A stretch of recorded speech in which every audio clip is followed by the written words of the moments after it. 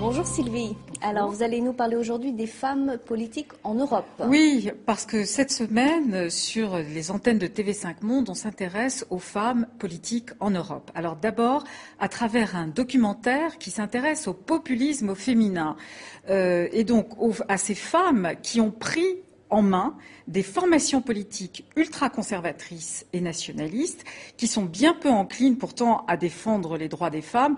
On pense notamment à l'avortement où tous ces partis veulent renoncer au remboursement de l'avortement dans tous ces pays. Mais ce phénomène n'est pas nouveau, hein, Sylvie? Non, ce n'est pas nouveau parce que déjà au XXe siècle, les femmes avaient rejoint nombreuses les partis fascistes ou populistes ou même en Allemagne nazie. On les appelait les mères patries, c'était le fameux 3K, Kirche, Kinder et Küchen, c'est-à-dire Église, cuisiner et les enfants. Et donc, on retrouve au fond ces mêmes propos en Europe aujourd'hui. La grande nouveauté, c'est que ce sont des femmes qui dirigent, donc finalement un peu contre elles-mêmes, ces partis politiques. Alors, il y a 3 jeunes qui les ont suivis en Belgique, en France, en Norvège, au Danemark et en Suisse et en Hongrie. Et alors, ce qui frappe d'abord, c'est qu'elles sont toutes sur le même modèle. Elles sont blondes, bien bâties et fortes en gueule. Alors, ce documentaire traque plusieurs choses, hein, vous allez nous expliquer. Alors surtout les contradictions et au premier rang desquelles on leur pose la question du féminisme. Vous considérez-vous comme des féministes?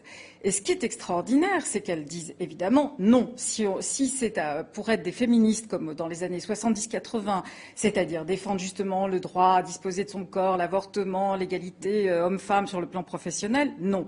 Mais s'il s'agit de défendre les femmes, les droits des femmes dans les pays musulmans, alors oui, nous sommes féministes. Et on voit que finalement c'est leur xénophobie, leur racisme qui les pousse à se réapproprier ce terme de féminisme et à dévoyer complètement le féminisme.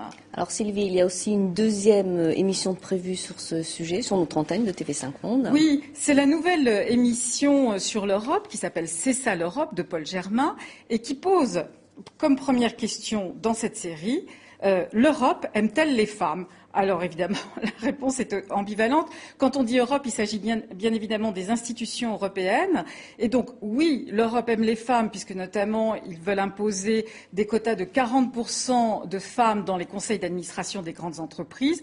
Mais non, l'Europe n'aime pas tellement les femmes. Quand on voit le directoire de la Banque centrale européenne, que des hommes, tous bien cravatés. Voilà, et c'est à voir et à revoir sur les antennes de TV5 Monde et sur Terrienne.